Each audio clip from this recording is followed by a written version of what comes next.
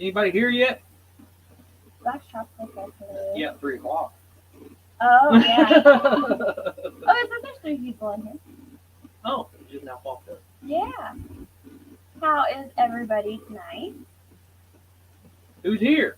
Yeah. Oh, Hey, Kyle Kyle. Levier, hello. Hey, And- Carpenter Self-Reliance. And Christian Lutton. Yeah. I can't remember your name. Carpenters. Yeah. If you feel like you want to share it, let us know. Hi, Tina. Hey, Tina. Oops, sorry. We should. Yeah, probably mute our phones. Everybody seems to want to call us at the worst time possible. Right. So usually we'll be live on one of our phones and people want to call us and then it messes up our audio and everything and it's awful. So hello, Kaylee. Hi, Kaylee. I guess, is everybody hearing us okay? This is a new computer that was given to us like a week ago. And, Hey, Lori at LG. And this is the first time we went live on it, so we don't know How the sound is or anything.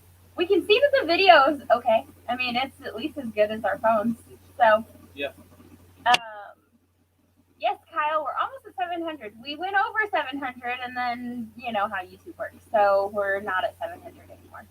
I'm assuming that the people that subbed us must not have commented and done the whole routine, so we lost a few and got back down. But yeah, we're really close. It is what it is. We're one away. And yeah, I think so.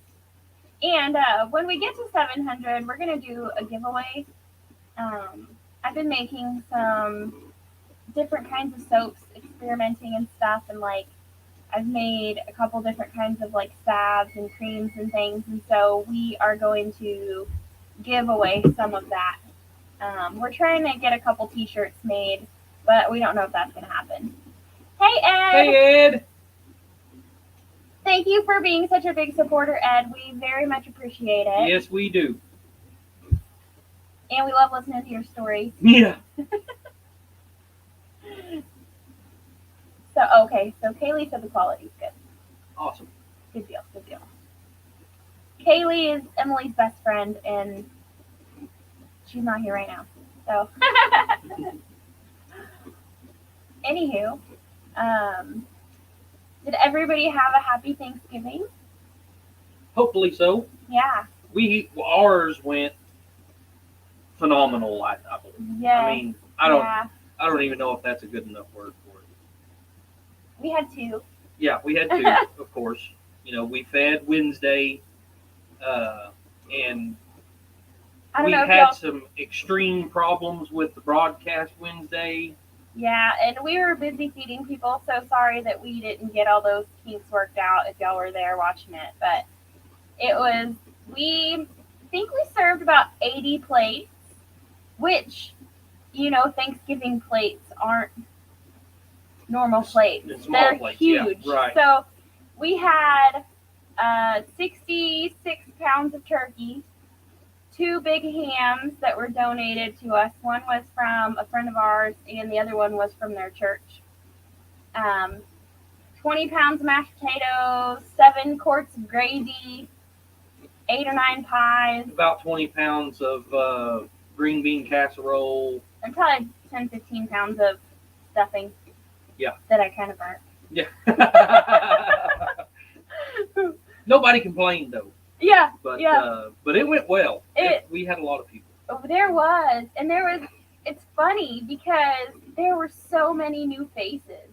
We didn't see the normal people that we normally see. Like we did some, but there were a lot of people that pulled up and that we didn't know. Which we did do something a little different. We posted squirrels magnet fishing.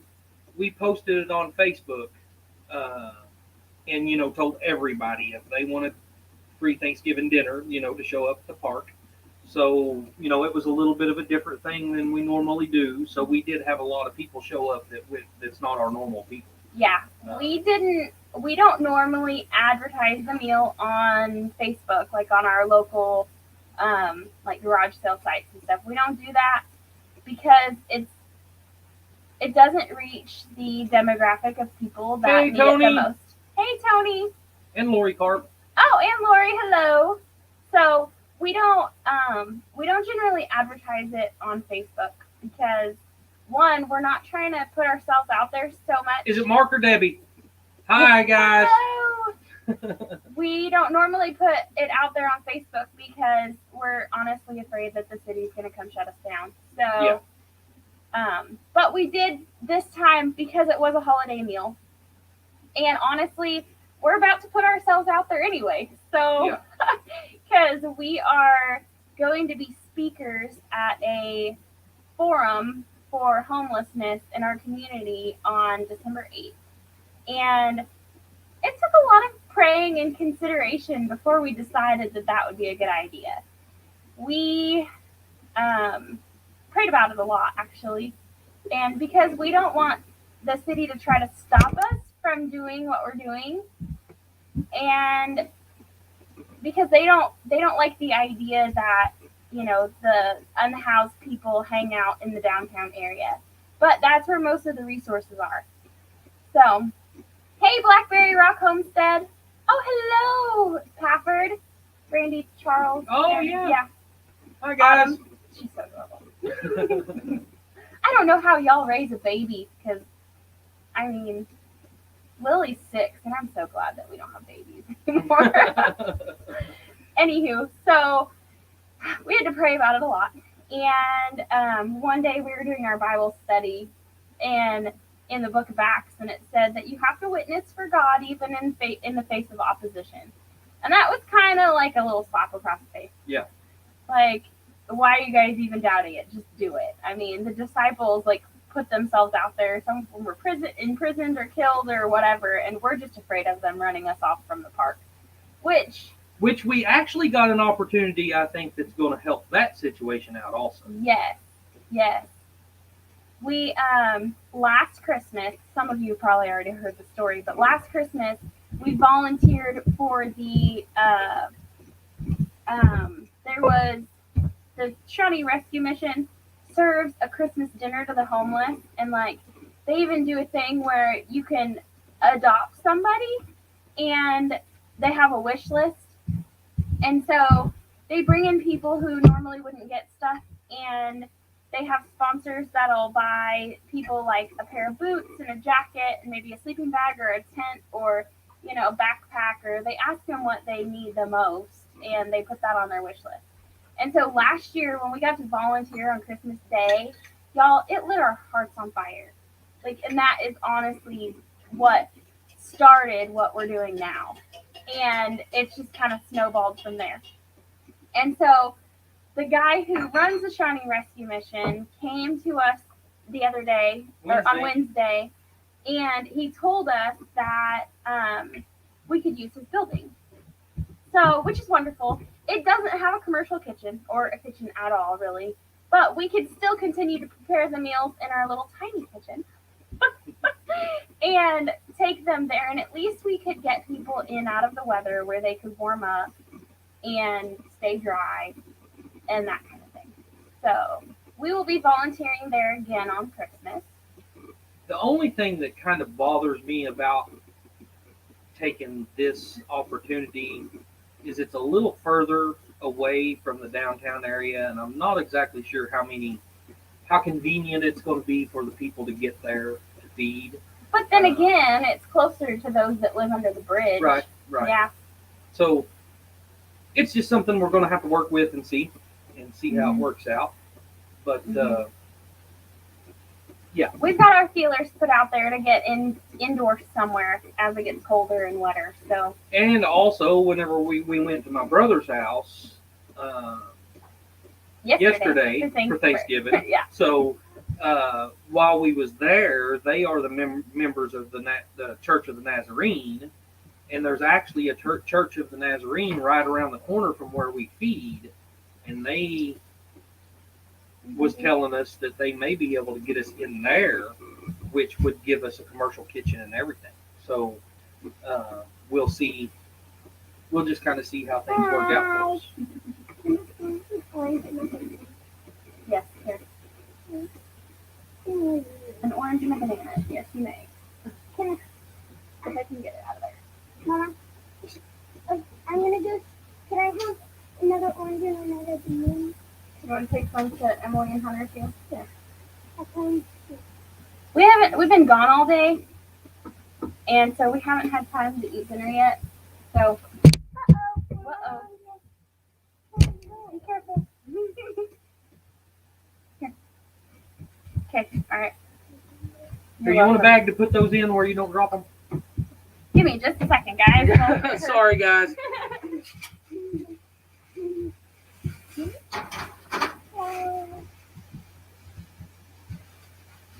Here. Put them all in here. Okay. So we've been gone all day. What she was just fixing to say, Okay. or what she was saying.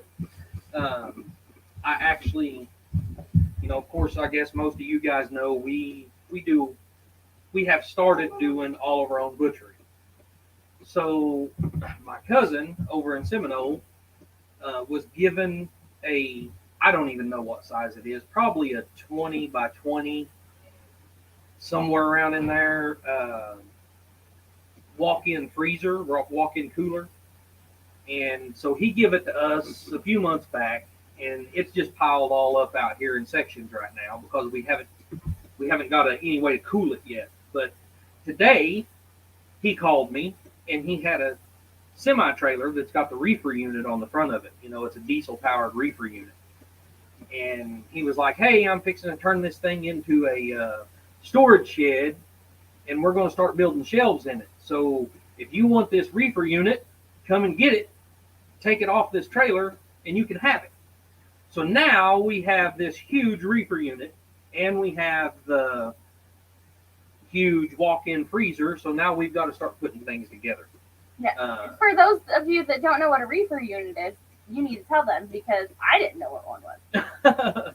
So of course that's how the semi trucks carry frozen goods or fresh vegetables. It keeps it. You can adjust the temperature on it, but it's basically a refrigeration unit, large air conditioner for a semi truck that keeps the trailer cool. Runs off of diesel. It's diesel powered, and so yeah, that's going to be. We're going to use that combined with the panels, like the insulated panels that we already have for that walk-in freezer, to make a meat locker for when we hang our meat. Yeah, because we had to wait till the temperature cooled off enough to slaughter our pigs here a while back. And then we were in a rush to get it done. We wanted to let them hang for several days, but we had to get it done before the temperature went back up because obviously you don't want flies in your meat. So Blackberry Rock said, when God puts something on your heart, you have to do it. Oh, yeah. Absolutely. But it's not always that easy. It's not like, there's a lot of times previously in my life when I feel like God's telling me to do something. I'm like, but are you sure? Right. Like, are you sure that's going to work? Am I hearing you correctly? And Hi, Lainey. I have to work more on not doubting it and just doing it. But we're still growing in our faith. So as we get better at it, we'll get better at it. So I don't know how many people's going to actually show up tonight. But here we are. What? Oh, the time is wrong on this computer. So we was wrong whenever we was looking for. Right. We ain't never set the time on this computer. It says it's 3:45 right now.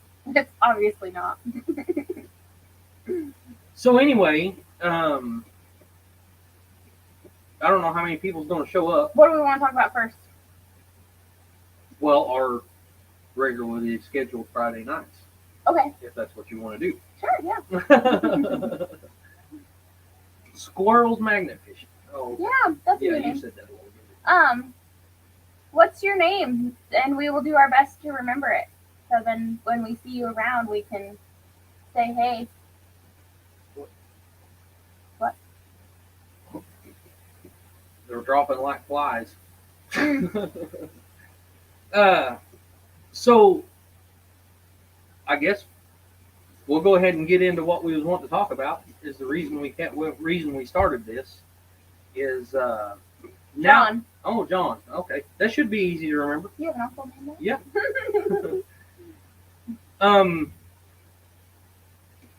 We're gonna start probably the same time. I'd say 5:30 every Friday, and Scott over at Rambling with the Brooms, he's kind of give us a little bit of an idea, and we want to play with it. We want to ask you some questions, and kind of give you guys an idea of what we're thinking, and see if you guys would want to interact with us as time goes on to Help do each other this, grow. to help each other And grow. help the community, help build the community and stuff. And so our idea for that, well, no, it wasn't our idea. It was Scott's. It was Scott's idea. Yeah. We told Scott that we wanted to try and that we wanted to start doing something. We finally got a computer. We finally got reliable internet. And now we want to help other people. And earlier this month, we had the pleasure or the honor or whatever of hosting Ridge Life's Watch and Grow, and that was so much fun. Yeah, it was really fun, and this kind of pushed us a little more towards doing what we're wanting to do here. Mm-hmm.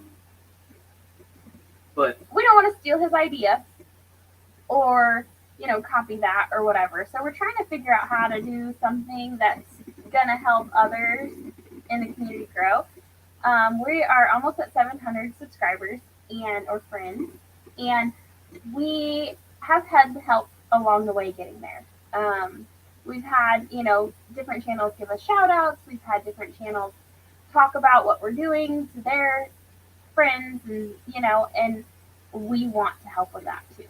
So, we wanted to help before now, but we weren't really in a position to be able to without, we didn't have the equipment, we didn't have the internet. I thought we had told you guys. Somebody always calls us at the wrong time. Catherine said they'd love to help as well. Okay, well, let's throw our idea out here in before you say that, because you might change your mind. Yeah, right. Okay, so Scott had a good idea of a cooking chat or something. And so we're going to call it Good Food, Good Friends, and Good Fellowship. And our idea is to invite a channel or two on every Friday, and we can share a recipe and prepare that meal together while we're on our live, and then, sit down and eat it. And so it'll, especially if we got dads or something to come on here, I bet we could learn how to cook some good stuff. But it'd be interesting to see what kinds of foods other people make, because we have our things that we eat regularly, and I'm sure that y'all do too. But it'd be awesome to share recipes, and people always bond around food, right? That's why we have feasts for Thanksgiving and Christmas or birthday parties or whatever. Food just brings people together. So that's kind of an idea. Hafford, where are you guys at? Where I can't remember where you guys are. Are you guys here in Oklahoma? Or Missouri or something. Sushi. Ooh, Lori got her wood stove in. We just got our hearth built last night. We're Yes. waiting on the concrete and stuff to dry, and so we can get our wood stove in. We have our wood stove and most of the pipe. Yeah. Most of the materials to put it in. So you guys are in Texas. Okay. Oh, Texas. Okay, yeah. I knew that. Well, here's why. The reason I asked is because, Texas, you guys pretty much eat the same thing we do up here. But, especially when you get into people like Scott up in Canada, or Daz over in Australia, or Craig in England. Yeah. And even, even more of the local cuisines like down in Louisiana, or stuff like that. But anyway, here's what we're thinking. We're thinking, hey, we're going to invite, say, Pappers next Friday to come eat with us. And we want you guys to share your recipe with us. Tell us what ingredients we need, and things like that. And we'll coordinate on Wednesday. So everybody will get the recipes on Wednesday, so they have time to shop for any ingredients that they might not normally have. So we might have, one or two extra people on here, and all of us get the ingredients we need of the And then meal that you shared. And then other people are free to do it at home too. Like we get to learn a new meal, we get to learn, like, spend some good time with some good people, and I don't know, expand our knowledge and our community, and I don't know, I just think it'll all be good. We're just kind of wanting to throw it out there and see what you guys, see if it sounds something interesting to you guys, and if it's something that you guys would be willing to participate in. But yeah, just kind of bring everything together, and we could learn some different types of meals from other places. Oh yeah, I see where Lainey commented and said many people give permission for their mods to post everyone's week. Yeah. Oh, And absolutely. that's something that everyone can do too. We just kind of expect that whenever. We didn't know that it was something we had to give permission to do. We No. thought it was something that was just done. What the heck? Oh, there's a fly on our computer. It just crawled across the camera. You think it's getting cold enough out here that these dang flies would all die off and go back where they came from. You would think. But no. I guess that's farm life for you. So yeah, that's like, that's what we're thinking of doing. Hopefully it works out. I mean, I didn't mean to specifically pick on Pepper on asking the questions, but is anybody else interested in doing something like that? Or, if you have any suggestions Other of other suggestions? channels Yeah, right. might be interested, because, we don't want to just call people out who don't want to do it, but I don't know. Just to help other channels, get out there and stuff. I don't know why I just thought of this, because we're cooking, or because we're talking about cooking. Oh, you ain't even cleaned it. You're going to put it on TV and you ain't even cleaned it. We just made bacon with it. So, Wiley took a cast iron skillet we had, and it's got bacon on it, but it's fine.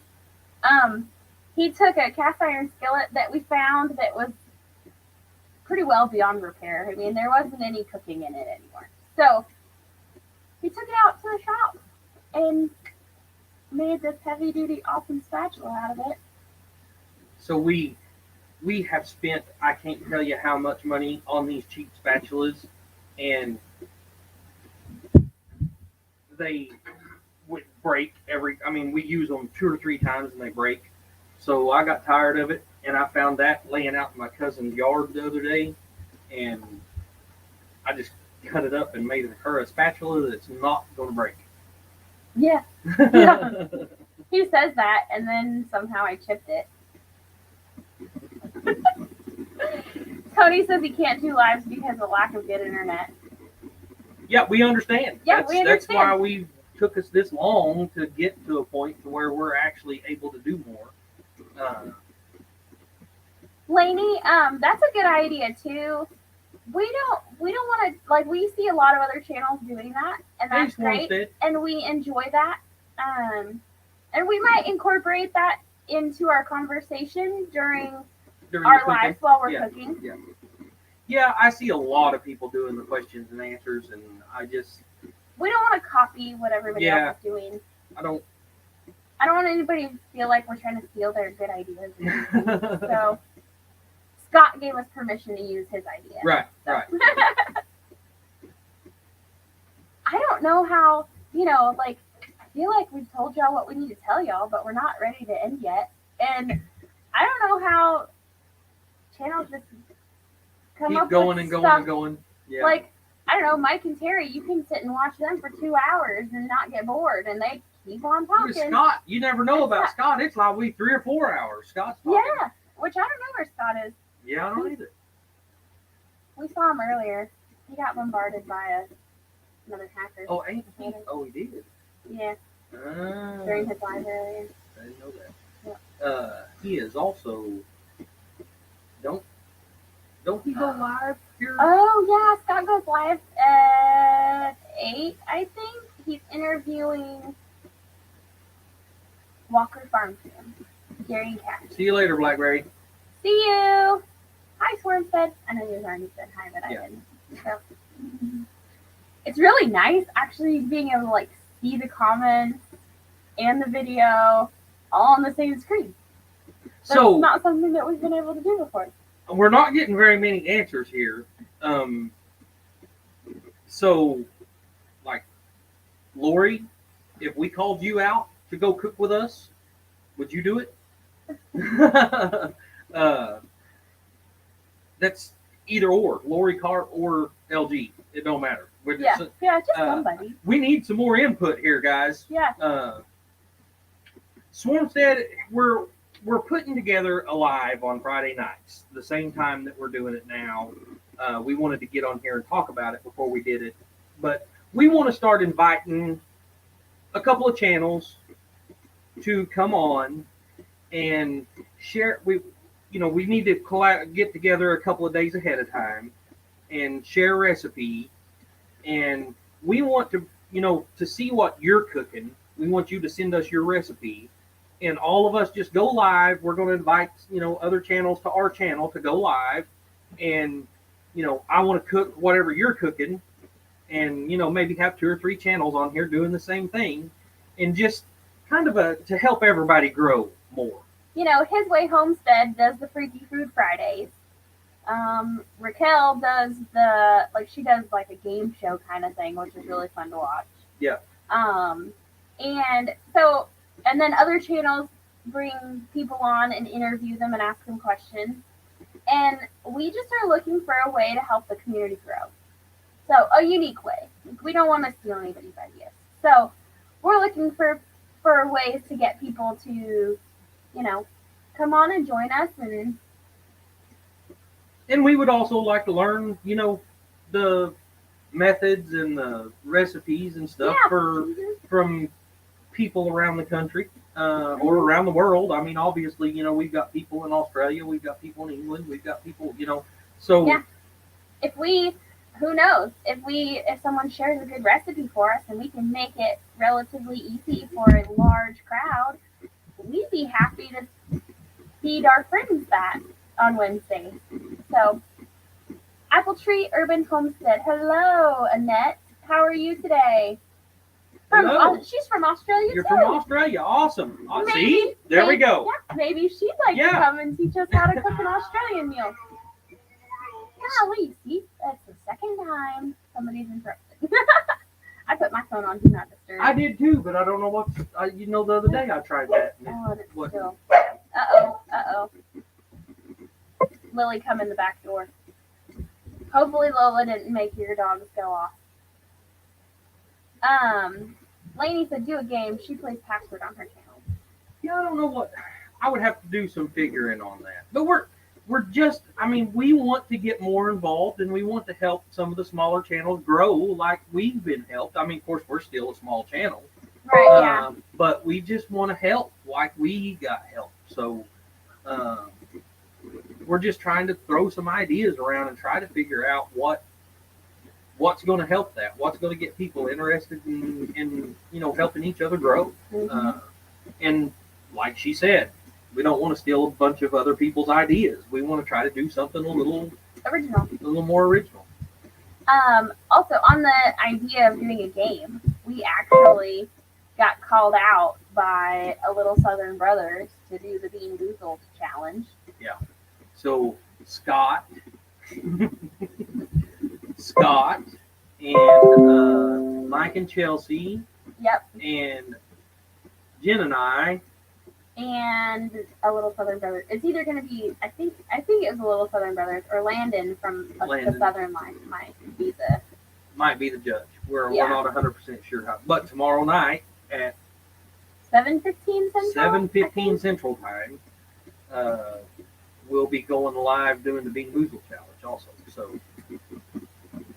Yeah, I'm not looking forward to it. my phone died during that live, and Emily and Wiley kind of had a conspiracy going, and Wiley was in the chat. Pick Jennifer, her phone's dead. She can't defend herself. And earlier I was like, please don't pick us. That sounds gross. And no, we got picked. So we'll be on with Scott and with Rambling with Brooms, Vision Acres, and a Little Southern Brothers tomorrow. Yeah. So, and yeah, Lainey, we did get help by word of mouth, and that Absolutely. and that's we want to reciprocate and help others too.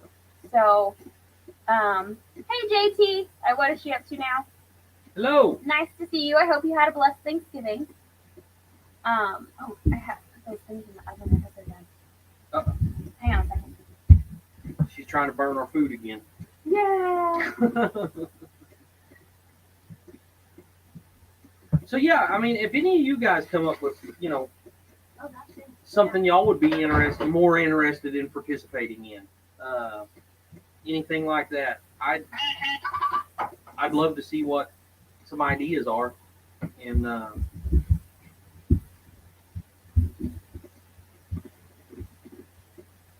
Sitting at the hospital, waiting for hubby to come out of surgery, getting his broken wrist fixed. Ooh. Eek. Well, at least it was only a broken wrist, wow, but we will That's definitely bad pray for enough. him. Yeah. yeah, You don't realize how much you use something until it hurts. no kidding. Me, I got this little cut on my finger, And he's and been whining for days. every time I move, I hit it on something. And I make sure to pick on him every time he cries about it. You would think she would be a little more loving. I like giving him a hard time. She ain't even ever kissed it to make it feel better. But I made you some salve to put on it. That's gotta say something. Yeah, I guess. So, You know what? How do we do this? copy and then post it over here, probably. Oh, yeah, look, that's pretty easy. That's much easier to do on a computer than on a phone. So if anybody's interested, guys, there it is. And then we'll have to figure out how to add you.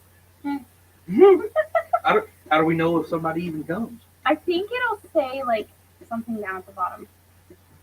Okay. Yeah. I wonder where Scott's at. Yeah, I don't know. He's probably getting ready. He's probably eating or something. Oh, no, he said he had to make a whole bunch of dough or something. Yeah.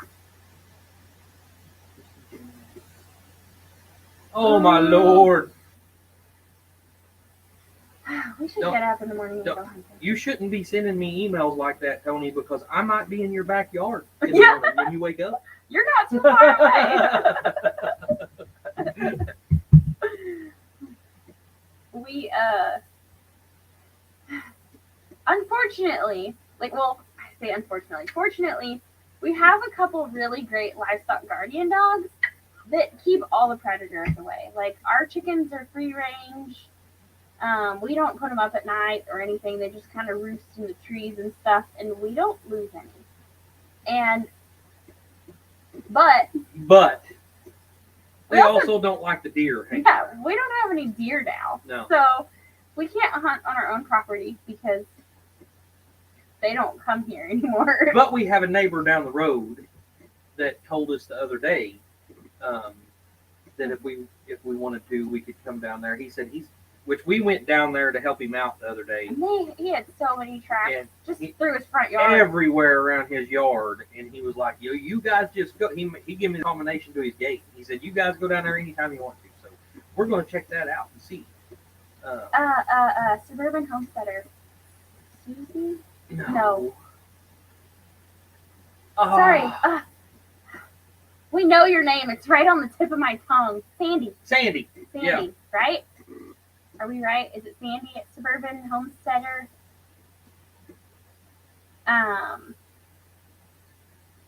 But But yes, man, we need to. I would love to get up early and try to get us a deer or two this year. I wouldn't love to get up early, but I mean, That's I'd like to hard. try That's to hard do part. it. Oh, it is. Okay. Yeah, Okay. we got Hi, it. Sandy. Okay. So last year, during deer season, we still both worked full-time jobs, and we didn't get home till after dark, and we usually left before light in the morning, and so there wasn't any hunting for us last year. There was 1 or 2 days Wiley went and sat Yeah. out there. That was before we got the livestock guardian dogs, and I could just walk Yeah. out in the backyard. In fact, one of our other neighbors isn't happy that we have our livestock guardian dogs because they've, he had lots of deer on his game cameras, and then not long after we got the dogs, they kind of went away. So, Yeah. but we invested a lot of money in our animals, and we want to keep them safe. So, we're willing to risk not having deer, and we're willing to argue with our neighbor about it. Our dogs don't go on other people's properties, but just the fact that the deer, and we fenced ours off, so the deer can't come through our property and go to theirs now. Yeah. So it's unfortunate, but that's just how it's worked out. And that wasn't something that we thought of beforehand. Yeah, no.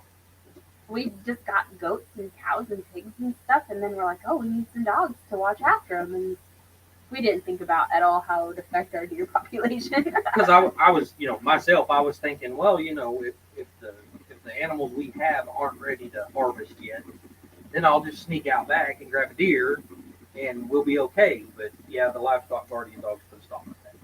Yeah. So now we got to go to the neighbor's house down the road. So for you guys that haven't got a livestock guardian dog and are thinking about it, that's something you need to put in your mind. Yeah. Do you want deer? Yeah. Because they'll run off the deer just like they run off the raccoons and coyotes and bobcats and stuff. So, and we've had people tell us, and the game warden tell us that there's even a panther or something running around out here too. Oh, Thanks. Yeah, these up here are milk crates. we have a place in town that serves school meals, I guess. They're like kind of a warehouse. Yeah, it's a warehouse that distributes food to schools. And every now and then, whenever they have something out of date, they set it all outside. And we went up there here a while back, and they had a lot of chocolate milk or milk Like those little individual. that milk was out of date. So they set it all outside, and they come in all these. We have, I don't even know how many. We have so many of these things. So we've just found uses for them. Yeah, yeah. I think we've made some nesting boxes out of them. We've made a bookshelf for the living room out of them. Yeah. Now they're up here. Of course, this is all just temporary. We're still. We're just the kind of people that do what we can with what we have, and we like recycling things. And these are, like you said, these are temporary. We'll eventually build shelves or cabinets or something, but I mean, why fix it if it ain't broke? So Yeah. It serves its purpose. It does what we needed to do. And it just kind of like used to before we put these up here. This was just kind of like a catch-all. Like it had all of our spices, and it had like jellies and peanut butter and canned stuff, and it just kind of like, it was awful. It was awful because it just caught everything. It seemed like when there was something on the counter that I didn't want on the counter, I just kind of picked it up and put it up there, and it was terrible. So we came up with this. And now it helps us separate things, like our spices and stuff over here, or some of our spices over here. Wiley built me a really awesome, like, pull-out spice cabinet that's by the refrigerator. So that's where most of them are. But then we have, like, our bowls down there and our plates in one, and normally our cups go here, but we can't keep track of them. So they're dead. So I built this. Oh, hey, Big Matt, how are you? Hey, Big Matt. So I built this slide-out spice cabinet, and I put 1, 2, 3, 4, 5, 6, 7 shelves in it, and it's probably He's like, surely 2 foot wide, with 7 shelves. So I I was like, well, that should hold any spices you'll ever need. And then she was like, oh, I have the room. We need this spice and this spice and this spice and this. Now we don't have enough room in our spice cabinet, so now they're overflowing everywhere else. And we have some in the pantry too. Like that's Yeah. they're everywhere. Yeah. But anyway, it's awesome. So, what else do we want to talk about? I don't know. If Mike and Terry were in here, I'd be like, what kind of tractor are you gonna get, Mike? Everybody always likes to throw that out there and talk to Mike about his tractor. Did y'all see it the other night when he got who was it? Someone sent him a little toy tractor, and it was so cute. Oh, I know who you're talking about. I can't remember, who who it sent it was, but yeah. to him. Yeah. Yeah. No Sandy. kidding. No. Yeah, that's. No, and then we have all these spices, and I started making sausage the other day, and we had to go to town and spend like $30 on spices. to be able to More, make our because we sausage. didn't have enough. Yeah. We didn't have it. We used like a giant thing of, I mean, it was like that big. A big thing of, what was it, sage? Oh, we used like 2 of them. Yeah. Yeah. We made a lot of bacon and a lot of sausage. I think we made 70 pounds of bacon and about 150 pounds of sausage. Yep. So, yeah. And other stuff. We had quite a few, or we like pre-seasoned our pork chops before we vacuum sealed them. We barbecued some of those the other day. They were good. Hey, Daz, we was just talking about you. Yes, there's Daz. If y'all don't know Daz at my Aussie kitchen or garden and kitchen, y'all gotta check him out. He's got like this super awesome orchard thing with all kinds of different fruit trees and stuff in it.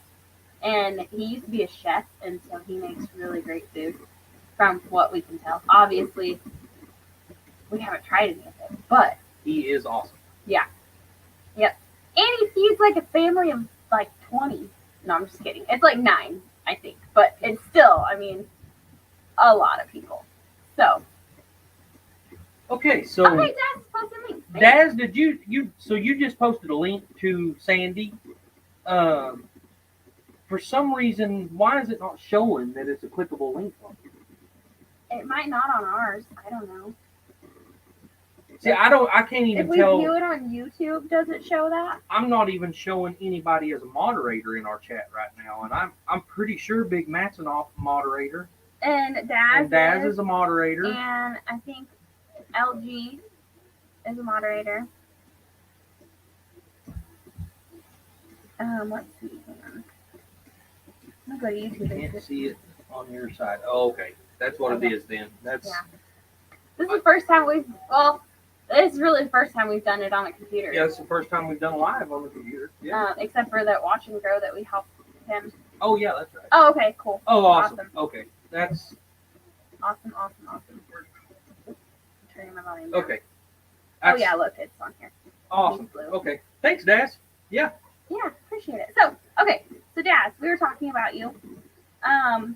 We have an idea to do a live on Friday evening to and LG, Matt, and JT are showing up as well Awesome. too. Yeah.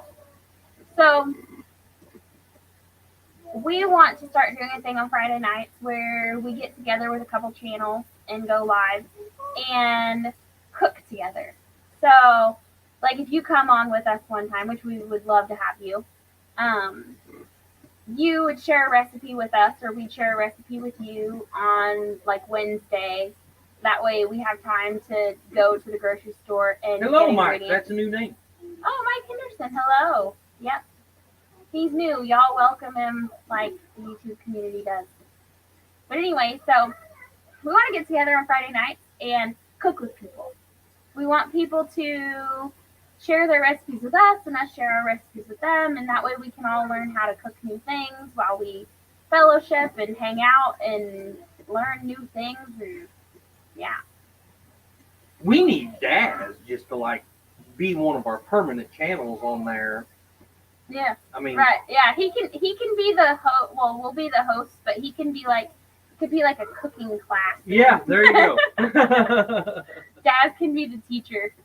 Yeah, We can learn from a professional. right. Plus, it'd be interesting to learn what they eat in Australia. I would love to see that. Wiley's been wanting to try some Vegemite. I'm not. I've seen the look on everybody else's faces when they eat it, and I'm like, yeah, I can. Who was it we was talking to? Was it Brian we was talking, my brother Brian? Yes. That we was talking to, and he was like, don't do it. Don't do it. And so I told him, I said, well, everybody keeps saying you've got to put it on your cracker or whatever. Hello, Really. Peterson Farms in Nashville. Happy Thanksgiving. Oh, hello. But everybody keeps saying you have to put it on there real thin. And he's like, yeah, because it's nasty and you don't want to eat it. So I don't know. But I'd love to try it. Thanks to this guy, I have to try those nasty jelly beans tomorrow.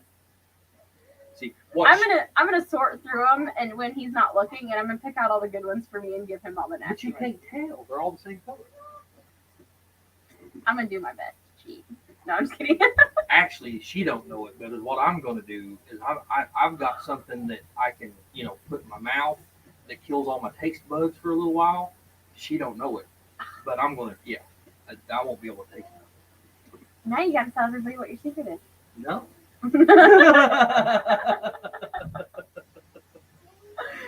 Huh. Dad said LOL, very likely, Wiley. Yeah. See you, Sandy. Have a blessed day. Thank you, Dad. You're doing a very good job of cooking this. Yes, thank you. So, anyways. Yeah. What else do we talk about? Does anybody have any questions? I don't know. Yeah, does anybody have any questions? Anything? I mean, let us know your opinion on all this. I mean, I really still Y'all haven't have got a any lot of feedback. suggestions? Lainey has, she's told us to like Lainey. interviews and play games and stuff, which we could do. We could incorporate here and there, but I don't want to just copy what everybody else is doing. Sure, JP. Do you want me to post the link again? Sure. I don't think I've ever seen her on another live. I don't know if I've seen her live or not. Yeah. I don't remember if I have or not. Here, I'm gonna go ahead and post it again, just if anybody wants to come up. It's hard to. Like, I'm sure you guys know. Like, we want to be supporters of everybody in this community, but it's like we don't have enough hours in the day to watch every single person's video every day. Like, we still have to have a way to make money to buy animal feed and feed the little heathens, and we do our work with the community and stuff like that, and so. Yeah. So I'm not Oh yeah, sure. she doesn't want to show herself, but that's fine. You can just be like a little icon or whatever on the screen. No. You can just give us a picture of your kitchen. Oh, there she is. Oh, hey, there it is. Click on it and add it. Oh, there it is. There she is. Hello, Toothless. How you doing? Hello. She said hello, Toothless. She's talking to you. Hello. She said, "How you doing?" Good. Well, that's great. This is the slowest I've seen you in a long time. Yeah. Usually she's going 100 miles an hour, but we were out on a farm and she didn't have anything to do but run around in circles in the field, so she doesn't have as much energy as she normally does. I love to run around. And earlier I was trying to get on top of something and I climbed a tree. Yep. Mm-hmm. Wow. Yep. Gotta No. watch you climbing those trees so you can get hurt, hon. Not all of us bounce like Tigger. No, Yeah. especially when you get as old as I am. That's true. It's when you get old like us, yeah. Mm-hmm. Yeah. Good day, Ozzy. Her name is JT. Yep, my name's JT. Yep. I'm a little lady that likes to take new things and mix it with old ways of doing things, so no matter what, hopefully you can still function. Yeah. Yeah. That's Yeah. kind of the way we are. Yeah. Yeah. So where are you at, JT? I live in the big state of Iowa. Iowa. Oh, Yes, up in the cold land. I've been there many, many times. Yeah, it's cold now. So it's like I've been telling people when I do my lives, I say, look, when the Texan boys are getting ready for whatever comes this winter, y'all need to be paying attention. You know, when a Texan goes and gets a water heater for their animals' water tanks, there's trouble coming. Oh, absolutely. And that's what's been happening the last couple of years. Oh yeah, Yeah. you know, I mean they ain't messing around no more down there. And people up north, we need to be doing the same thing. Yeah. You know, Yeah. We've got some friends of ours that's moving from, they live just a couple of miles from us over here, and they're packing everything right now and fixing to move up to Montana In a school bus. in a school bus. oh my, I hope it's insulated like no other. Well, not at the moment, but yeah, they're working on that. But yeah, it's I don't know how they're going to handle it, but we'll see. Yeah, because they're gonna want to put insulation in the walls. They're gonna want to put insulation underneath between the floor somehow. That's he Um, to buy the spray foam kit and spray foam all underneath and spray foam. He's gonna, build a thin wall basically on the inside and then spray foam right. between the studs. Well, you want the real strong insulate. I ain't kidding you. You want something like 23 or higher for the number for the insulation. Oh yeah, yeah. The Because if you R have rate. 50, yeah, the R rating, you want 23 or higher. Because if you have 15 R rated insulation and you go to Montana, Wyoming, even Iowa, you freeze your derriere off. Okay, I bet. it's nothing to play with, guys.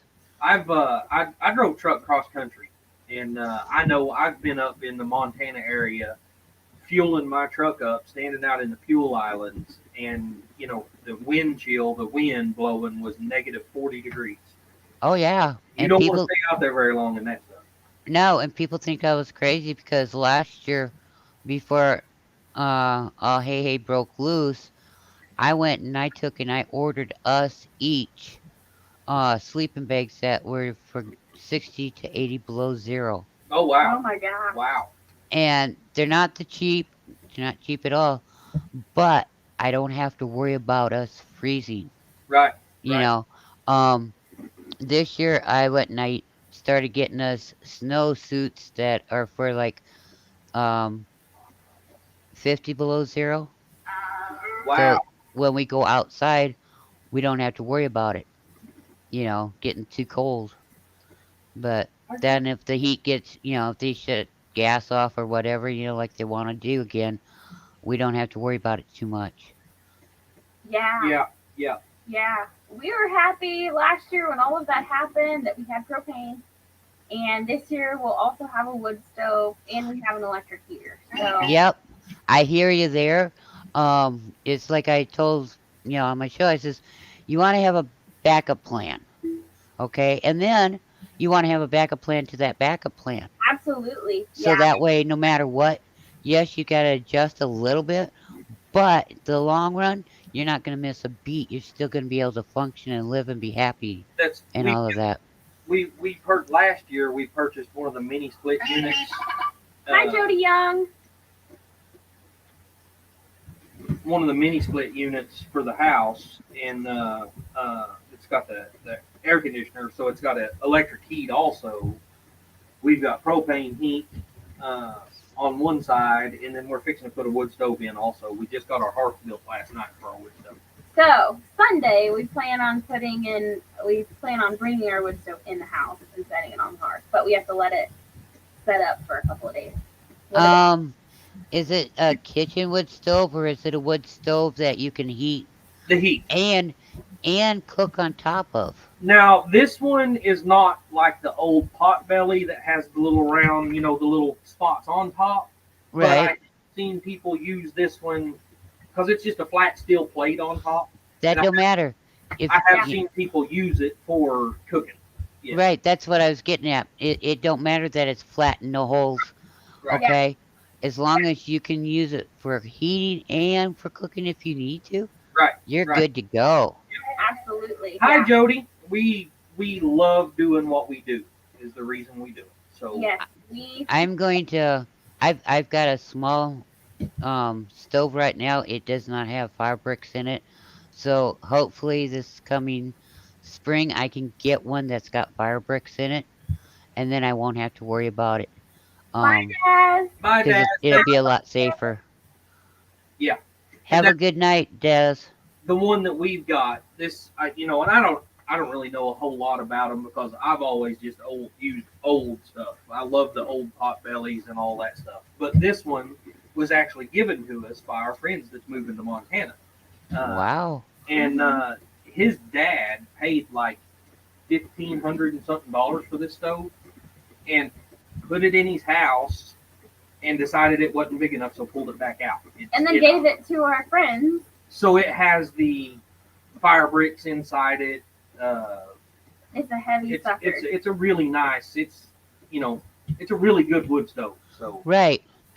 Yeah. And the ones with the fire bricks in them, they don't get so hot on the outside, but you still have to watch children around them right, because right, they do get warm enough that the child can get hurt, right, right. and that's okay. But the ones with the fire bricks, they're a lot heavier. You take those fire bricks out, and them stoves ain't nothing. Yeah. It's the fire bricks, and the fire bricks is a safety mechanism. Right, right. And that's what I'm wondering. Like I said, I've seen people cooking on these stoves, but I'm wondering with the fire bricks, and I'm assuming the fire bricks don't go on top is the reason that you can still cook over there. So Well, we had one that um you could lift up the grate on it, and put your pans right down on top of the burner area and yeah, cook. yeah. See, that's what I was talking about. I've actually used those before that had the little round area that come out of the top of Oh it. no, this one didn't have the round areas. This just had a grate that lifted up, Oh, okay, okay. and then you could sit your pans down on it. Oh yeah, because electricity went out at our house. My husband came home, and I looked at him and I says, "Honey, would you like a hot cup of coffee?" And he says, "Did you make it in the coffee maker and then pour it in the pot, or did you make it in the pot on the stove?" I said, "Well, it was fresh over there. Electricity went out. I grabbed the coffee pot, put it in it, sat it on the stove. We still have hot coffee. Don't complain." Yeah. Who cares how it was made? Me, Right. these new coffee makers, it drives me nuts because whenever I get up in the mornings, I'll usually drink a pot of coffee. And then I will put another pot of coffee on to get me through the day, or part of the day or whatever. But I'll go outside and start working, and I'll run out of coffee, and I'll be like, oh, okay, well, I'll just go in and get me some coffee. Oh no, because it shut itself off over here, and my And now it's coffee's already cold. cold. So then I got to grab the pot, throw it on the stove to get it hot again. I hate these new coffee makers. You know what? I use the coffee pot on the stove. I just grab the pot off and throw it on the stove to reheat it. Turn the flame down. No, we don't have a coffee maker. Oh, okay. So you just cook it on the stove. Yeah. Yeah. Oh, nice. My dad lives off grid in Northern California, and he built a 2-story tree house. And he had at one point he had a coffee maker that you put on the stove. That's how it worked. The bottom of it was cut out to fit over the burner or whatever on his stove, and so that was his coffee maker. I thought it was super awesome. Yeah. Thanks for dropping links, Matt. That's I mean, back in the day they made all kinds of things, you know. People figured out how to do things that led to the modern stuff that people use nowadays. Like they had ways of dehydrating food on the wood stoves. Right. Right. A friend of mine He's an old man, and he told me, he says, my dad and mom, they had this little oven like thing, and they'd put a glass of water in it, not a full glass, just a little glass, and they'd put their food that they wanted to dehydrate in it, and it would dehydrate the food, and they used their wood stove to do it. I Yeah, was like, and dang. I was actually this morning for some reason I was looking at, I don't even remember what I was looking, but anyway I looked at it. I was looking for the stovepipe, Mm. and I happened to come across a picture of a There's no black. of a wood stove like the one that we've got, and a guy had a uh, cast iron like tea kettle sitting on it with water in it. And I remember my grandma and my mom and dad and everybody whenever I was a kid doing that because it takes the moisture out of the air. So they put water in the tea kettle and set it on top of the stove, and it just you know helps boil and steam and stuff while it's getting hot. So I was looking for a cast iron tea kettle this morning on Amazon, trying to find one that we Did you find one? actually they have them on there, but I don't like the designs of them. I was gonna say, I know that they still make cast iron tea kettles. Yeah. I have one that's an old one. It's not a reproduction one, See, but that's what I was hoping I could find a used one. These are all new ones, and most of them are China made. We need to find one that check on eBay. eBay might have one, Yeah. but be careful buying things on eBay. Well, I've used eBay for years, so this is that's kind of sort of. this is really close to the stove that we've got that we're fixing to put in. It's nothing fancy, but it'll keep the house warm. Oh, that one. Yeah, I like that one. Quit eating all those. That's kind of like the one I'm looking at to get this spring. Yeah, it's pretty nice unit. Yeah, We're very much looking forward to using it. and you can use that for pellets, for wood pellets too. Oh yeah, I've never thought of that. Huh. Yeah. We've thought of creating a pelletizer, or I think that's what they call it, A pellet meal. a pellet mill. Because we have the sawmill and we have Right. an abundance of sawdust. Right. We save the sawdust to use as animal bedding, and we use it in our composting toilet. And you can use it in your garden and your yard as yes, fertilizer. it goes into the compost pile. Yeah. But we have a Traeger grill, and we use it a lot. And the pellets get really expensive because you're spending, $15 on a 20-pound bag. And I mean, for compressed sawdust. Yeah, for compressed. When sawdust. we have sawdust as a byproduct for free, Right. we'd really like to be able to make it. Another thing people don't realize is people used to use corn cobs Yes, yeah, they did. for heat. Right. Mm-hmm. I mean, there's lots of things, and being that you have a sawmill, you might laugh at me, but because loggers, they go and they net the logs down, and then they've got all the branches. Well, those branches aren't so wasteful. They're actually good stuff because then you've got your kindling to Right. start your fires with and stuff. Well, and that's another thing with our sawmill is, I won't even have to buy wood for the wood stove because I have so much stuff that I can't use once I get the log cut down to a square to start making lumber with. There's a lot of scrap that comes off of that we'll pretty much keep ourselves full of wood just off the scrap off the sawmill. Mm-hmm. Right. And that's a blessing.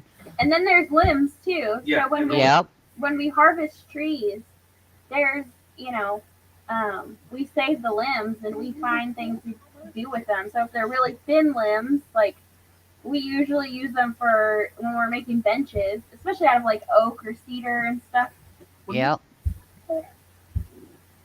We use those as uprights on our benches and stuff. But then the bigger ones that we can't really mill up and turn into anything, those can be firewood. Yeah. And then I mean, If it's a tree is kind of like the old saying about a pig. When they cull a pig, everything to a pig is edible. Right. The only thing you can't eat is their squeal. Yeah. Yeah. Well, Yeah. a tree is the same way. You can actually dig up a tree ball, the tree root, okay, and let it dry out. And guess what? You've got all kinds of burning wood that you can use to heat a house with. Right. Right. And most people don't realize it. They're like, "Oh, just burn it." Yeah. Well, Yeah, then you're throwing away heat. Yeah. You're throwing right. away The something you can use for probably other things. down here. I mean, I don't know, in other parts of the country what kind Really? of trees you guys Whatever. have, but the biggest problem down here is with the tree ball, the root. Is there's so much dirt in those. Sand. You have to you have to let it set for years to wash all the dirt out of them, and to be able to even use, to be able to cut them up or anything. Although there's a couple root balls from some trees that we've dug up that are really awesome. Like they just look super cool. And so Oh, we've yeah. got one that we've cleaned up pretty good, and we want to make a lamp or something out of it, but we haven't done it yet. That's what I mean. You can use it for all kinds of different things. Yeah. Yeah. Yeah.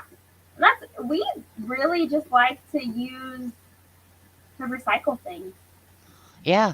And Well, back in the day, guys, remember, you know, mom and dad and grandpas and grandmas and great grannies and grandpies, you know, when they had something, they always had more than one use for it. Right. right. Right. Jody, Otherwise, you didn't have it. Jody, we have, of course, oak. I mean, we've got oak. We've got mainly Cedar. cedar. Pine. Well, we don't have a lot of pine. I mean, it's pine. The only pine we have is stuff that people planted over the years. In Oklahoma. Yeah. Yeah. Yeah. Uh, Hey, Rebecca Davis. Hi, How Rebecca. are you? Hope you had a blessed Thanksgiving. The cedar, though, cedar has got a god awful root ball. It's Yeah. ridiculous, and that's the stumps she's talking about. It's a Are cedar actually stump. cedar stumps, but it has taken me a ton of work to get those things cleaned up. Oh, yeah. Otherwise, take and get one of those buzzsaw things that they use to cut the stumps up in the ground. Grinder. Oh, a stump grinder or whatever. Whatever they're called. I don't know what they're called. But you gotta watch it because a lot of the people that have them, they don't always shut them off when they're moving from one place to another. Right. And those things can kill you if you run into it without paying attention. Yeah. But then you have all that sawdust because that's what that makes it into. Right. Right. Yeah. Jody, we love the smell of cedar, but they're so invasive here that they take up a lot of the groundwater. They kill out other plants and trees that we want to grow, and so We use them a lot in our woodworking stuff.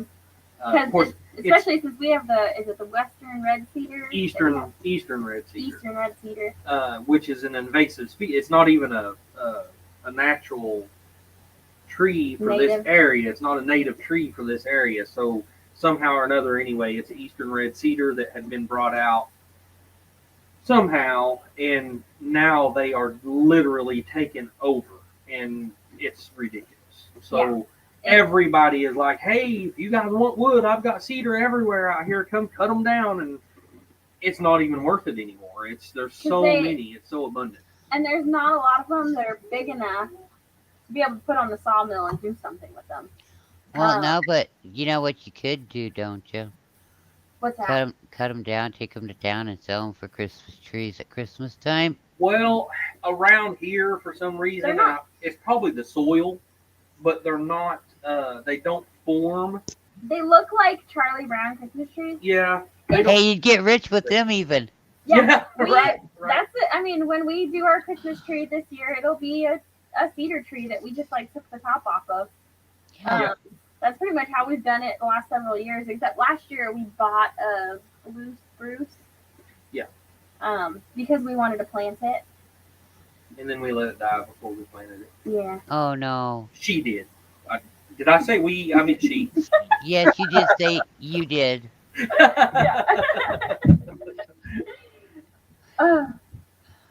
Yeah, but Tony, cedar is great to build with, but you have to be able to get a big enough cedar to be worth putting on the mill. Right. Because if it's not at least 12 inches around in diameter, by the time you get it cut down to a square where you can make boards out of it, you're only going to get a couple boards out of it. We cut three, where we used three of the cedars we cut out of our back, and we thought they was decent sized cedars. And I got them down here, and I made, I think those three cedars, what was it, 30 boards? That we sold that guy over in Prairie? Oh, yeah, maybe. I think we made 1x3. Because that's what it ended up being. Like, they weren't normal sized boards. It One wasn't by like- 3 by 8 foot long cedar boards, and I think I made 30 of them out of the 3 trees we cut down back there. So that was a lot of work for 30 boards. those are what are called specialty ordered boards. Oh yeah, yeah. Yeah. And we Definitely. want to do cedar on the inside of the house, but we fell several trees on the backside of our property earlier this year, and we're waiting for them because you have to let them sit for like 6 months to a year to dry out before you put them on the mill, or they end up like warping and cupping really bad. Yeah. So, Right. And another thing is, if you put cedar in your house, you'll never have bugs. You'll never Yes, have absolutely. mice. You won't have any critters whatsoever. That's what They we don't like the cedar smell.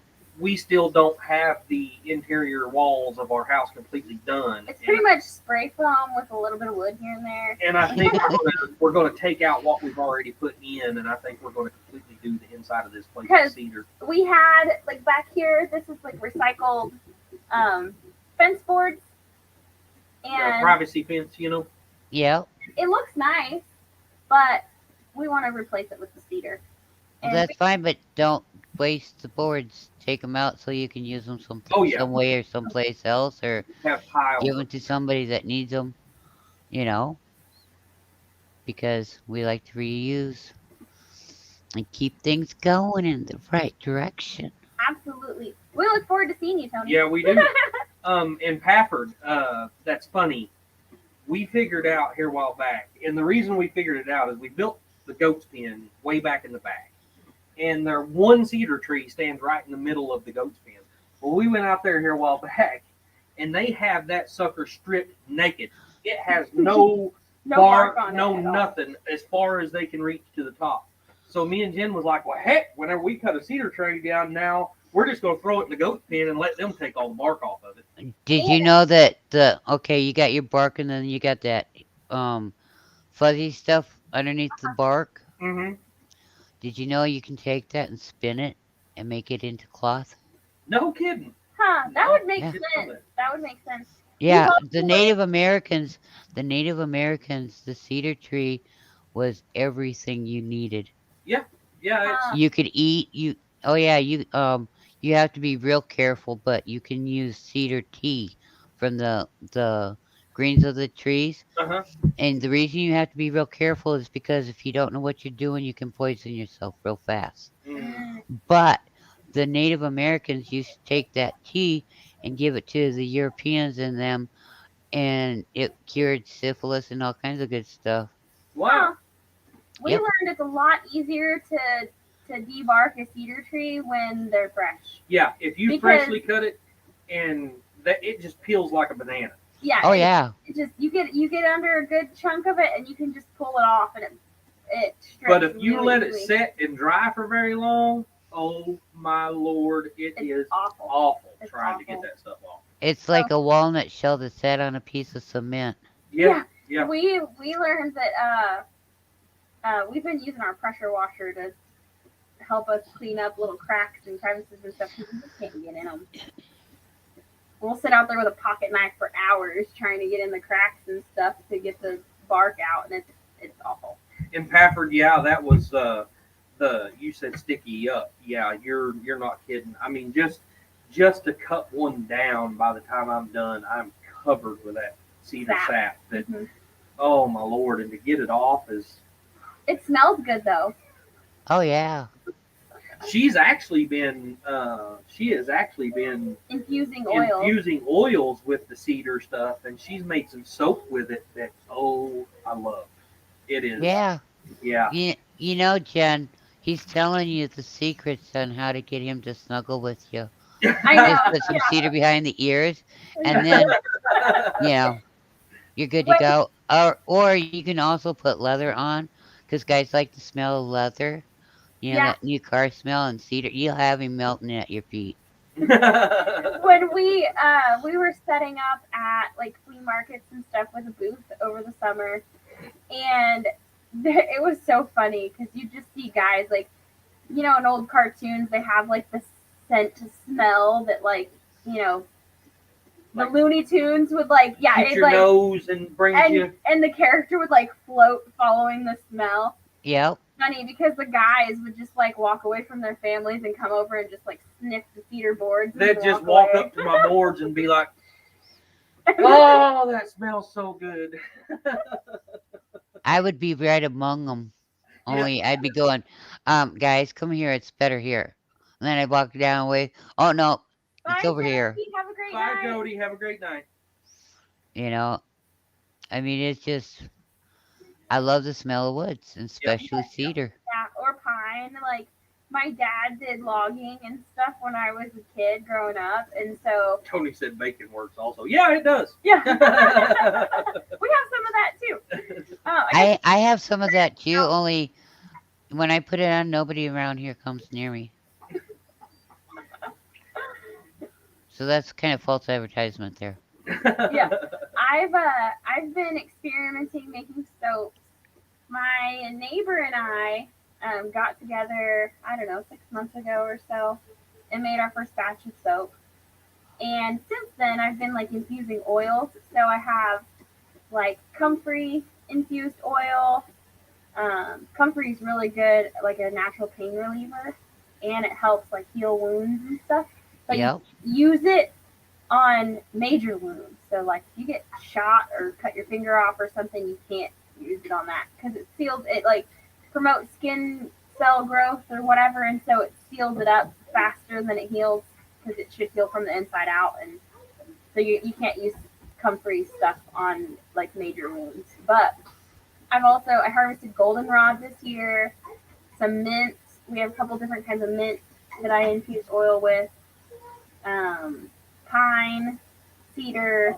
I'm trying to think what else I've done. I feel like I've done more than that.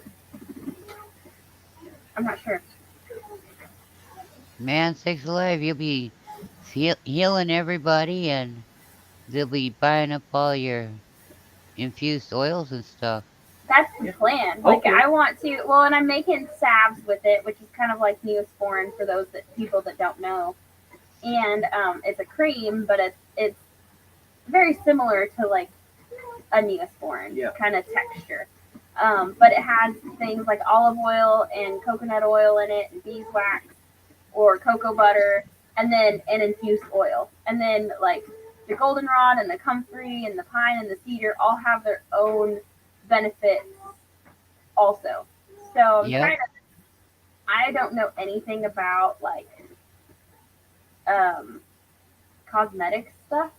I don't wear makeup. I don't use like the fancy creams and stuff that they put out there. I don't know anything about it. So when it comes to like skincare, my skincare my whole life is pretty much just don't put a bunch of crap on my skin and drink plenty of water. And that's my skincare routine. But now I'm learning about how these different oils and stuff can be beneficial to you. Lola, one of the kids come to the front door, which is right behind the computer. And so That's okay. We're used to. If people aren't used to children, then they better hang it on the wall. right, yeah, because ours. Okay. No, I'm that way with everybody's children. Okay, because I do have younger ones here too.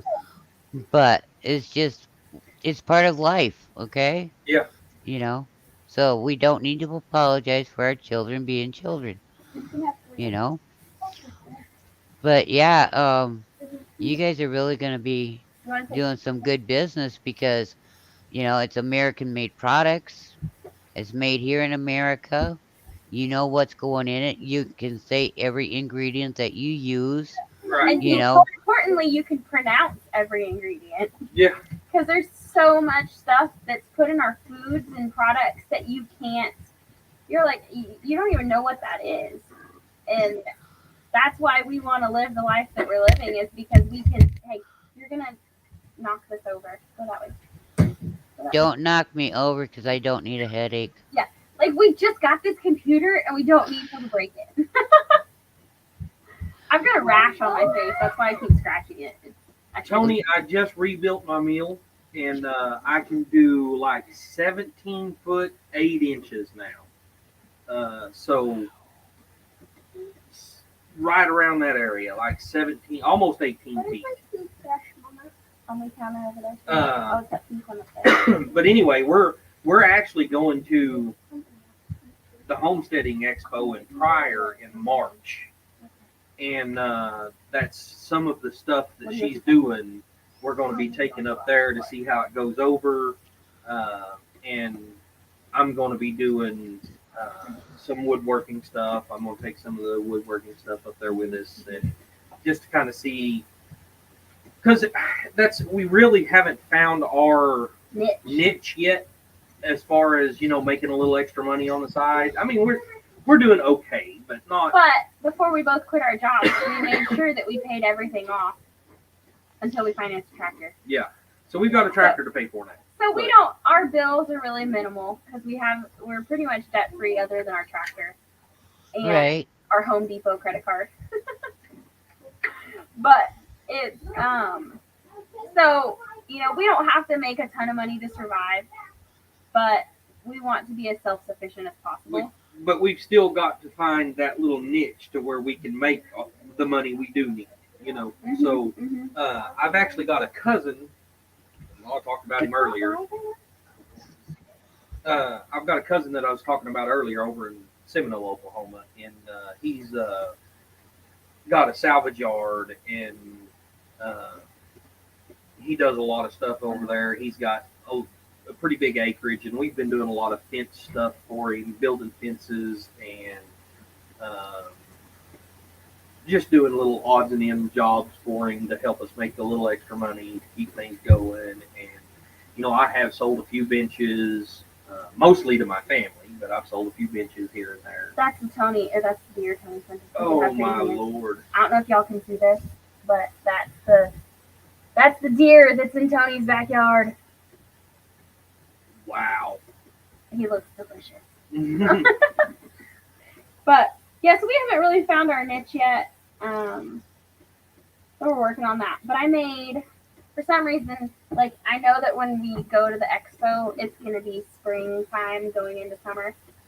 And but I keep coming up with, like, seasonal scents. I have a cinnamon and sea salt one that I made that it smells like a pie. It smells like you want to eat it. And then I made a coffee and cocoa butter one. I made a comfrey soap with peppermint. And the cedar soap. Yeah. But It's a cedar and oatmeal. So I'm like, well, I don't want to use it every night because then we're going to run out fairly quickly. She's been using it every night, and I don't have but like one ball. And I give it away. He doesn't use it. And a friend's come over. I'm like, ooh, you got to try this. She's doing it the right way, even Oh, though I know. you just gotta be faster at getting that one bar. Right, Yeah. Okay. Because by her doing that, she's getting people to try it, Uh-huh. and she can get their feedback on it. Like for me, an all natural product is more better for me than a lot of the store bought soaps, scented soaps, and that, because I break out really bad from them. Yeah, absolutely, Tony. Yeah, absolutely. And Tony. that's another reason why we want to grow our own food and raise our own animals and stuff, is because if something did happen, we know that our family wasn't going to starve. So, Right. And we like to have a little extra. I mean, for right now, our goal of having extra is to help feed our community. But in the case of something happening, having extra would mean that we'd have things to barter with. So, Right. But we also made there was another soap that I made. It was tea tree oil and activated charcoal. Yeah. So, Oh wow. yeah. Now, let me tell you this story. Oh. She made me some beard balm the other day, and it smells like poop. So I was looking up recipes and I wanted to try to make it. And I was like, oh, I need shea butter for that. And my friend, I was at her house and she's like, oh, hang on a second. I've got some of that. And I think it was really old because it smelled awful. It smells And so bad. The beard balm works really good. It is a really good beard But balm, and I love the way it works, but it smells awful. The shea butter smells like old oil. Like old used. Oh no, you gotta have fresh for that stuff, girl. I know. Yeah. So Otherwise, more, you could give it, you could make it and sell it as a prank, Right. or you could no, you really could sell it, like if somebody was breaking up with somebody and they wanted to politely let them know what they thought of them. Here, I got you this beard balm. right here. Now get out of my It'll house. make your beard look good and smell good. Right. Yeah.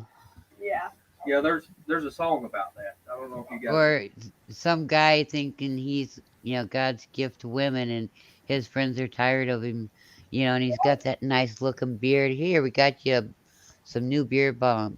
Set him You up. know, Right. Yeah. Huh. yep, that'll take care of that one real fast. Yeah. Nope.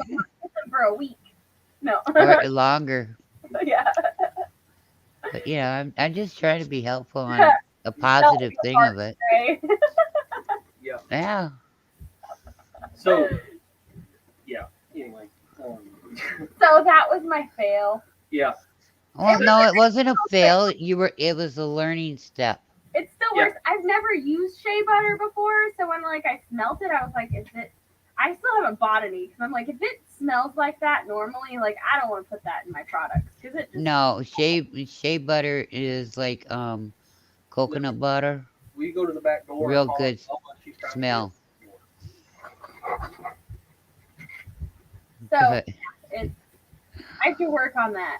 Like the recipe was good. It was. just It is- works really well. It just don't smell good. I'm gonna substitute it with cocoa butter next time or something. I keep telling her I would like to have a beard balm with the cedar oil in it, where I can, I don't know. I just think the cedar oil would be good for, And it would smell good. so yeah, and because it have cedar scent in it, the bugs would stay away from him in There the you go. summertime Oh yeah. with the beard. Yeah. So I borrowed my friend or my neighbor bought a book. your lice wouldn't get on me. So our neighbor bought a book about natural soap making, how you can naturally color it with things like turmeric or berries or all kinds of different things. And it has a recipe in there for a bar of soap that you'd use when you're camping to help keep bugs away. Yep.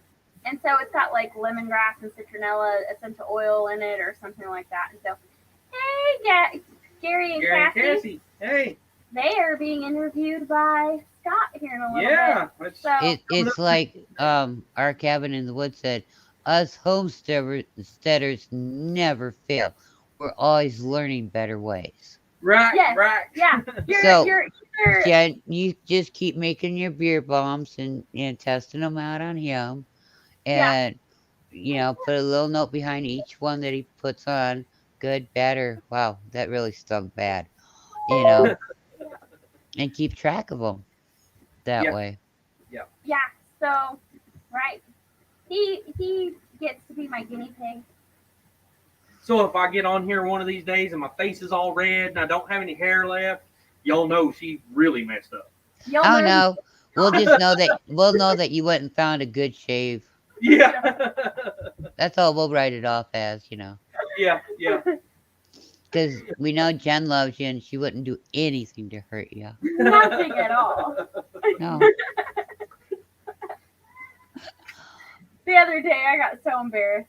Oh my gosh. So, him and his son Dayton were both.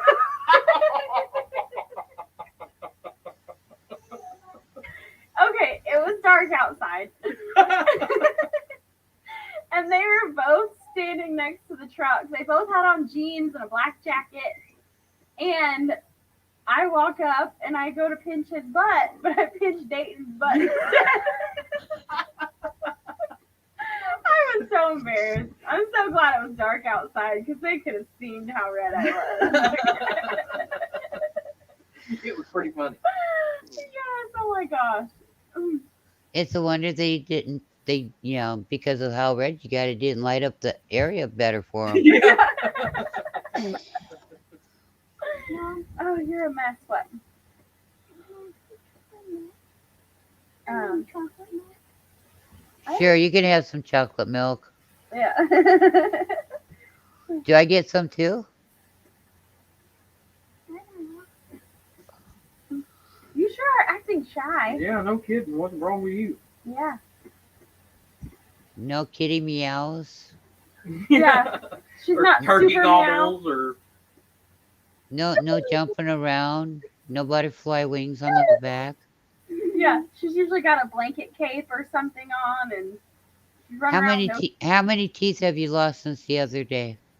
She's Uh-huh. actually growing back finally. I almost punched 2 out last night, didn't Oh no. You You gotta have the top 2 out for Christmas. That's a given. Yeah, yeah. Then we can make you sing "All I Want for Christmas Is My 2 Front Teeth." I know. She was so cute without her 2 front teeth, and now they're growing back. Well, She's look at it lost this way: this year. you didn't have to make her false dentures. Not yet. Not yet. No. She keeps losing them. We might have to. Yeah, that's what happens when you get old. You start falling apart. Mhm. She don't like me no more. Gary or Cassie said in an hour. So Yeah. That's I think 8 o'clock. Or well, it'd be 7 o'clock our time. Oh wait, no, that's not right. it's 7 o'clock our time. I think it's So it's 8 o'clock our time. Yeah. Okay. What are you looking about? Walker Farm Fam and is going to be a guest on Rambling with the Brooms for An interview. interviews, I guess. Yeah. But those of you that don't know Walker Farm Fam, they're awesome. Gary and Yes. Kathy. We met them at the Sulphur Meetup, and they did a fundraiser selling shirts and stuff for an organization called the Reckless Saints of Nowhere that help addicts get into treatment at no cost to them or their families. And they We'll see you later, Tony. Have Bye, a great Tony. They did that. They did a raffle for half a beef, and the woman who won the beef lives in Washington State, and told them to donate it. And we had literally just met them. I mean, a week or so before this, and they ended up donating the half a beef to our cause. And we still have some of it in our freezer, and we have fed a lot of meals, a lot of people with that beef. Of course, we didn't want, we haven't been feeding it every week because we want to kind of change things up a little bit. Yeah, we don't want to But be feeding like beef every week or chicken every week or whatever. And so when we go into, when we start planning our meals, we're like, we had chicken last week. Let's do something else this week. so we try to, split it all up. So it's lasted a long time. I mean, we still got some out there. So yeah. Okay. The answer to your question is it's 8 o'clock our time that Yeah, Scott I goes see on. that. Yeah, Big Matt just posted it a minute ago. Yeah. Hey, Lily, you're going to have to get away from that stand. You're going to knock it down. Oh, don't knock me down. I'll get a headache and that ain't gonna Yeah, feel good. so we had, so I know we told this story on one of our videos, but I can't remember which one it was. Wiley had a Samsung Galaxy something or another that had a really nice camera on it. And we had just recorded a really awesome video that we were going to enter into Crazy Ed's barbecue cook-off. And this sweet little angel over here decided she was going to help with laundry. I have a really bad habit, I guess. I drove a wrecker for 8 years, or I managed a wrecker service for 8 years. So I got myself in a really bad habit to where whenever I went to bed, I just took my jeans off and laid them beside the bed with all my stuff in them.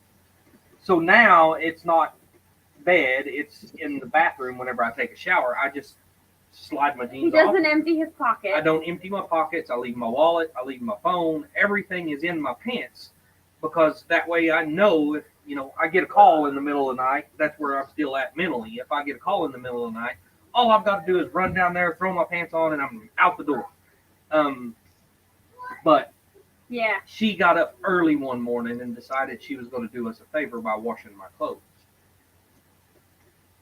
Phone And came they- out clean, didn't it? Everything in it. I Yeah. mean, my phone, my wallet, everything.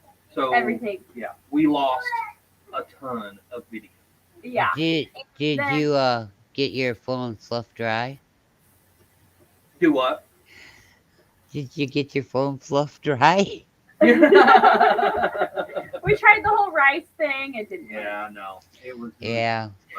And then we had a little camera, like a little. I We'll don't see know, you guys in off-brand- a little while, Gary and Cassie. Yep.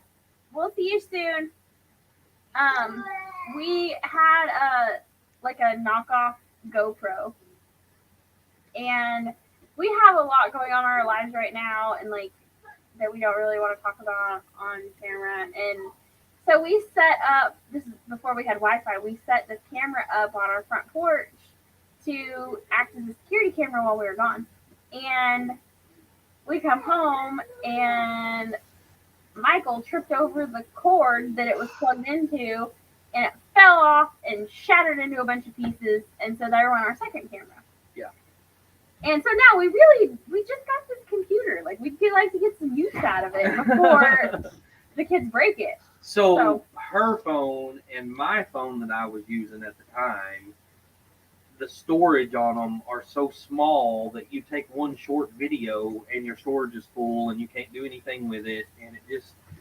And when it comes to editing videos, you have to record the video, and then you have to upload it and then you have to put it into the editing software, and then you have to be able to download it out of the editing software and upload it to YouTube or whatever. And it wouldn't hold it as the raw version and the edited version at the same time.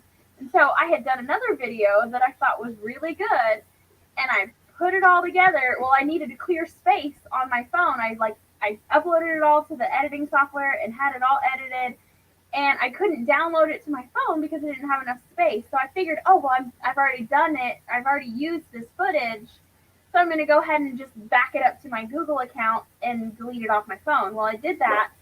And then it took it out of the editing software too. It corrupted the file or something, and it was Oh no. so frustrating.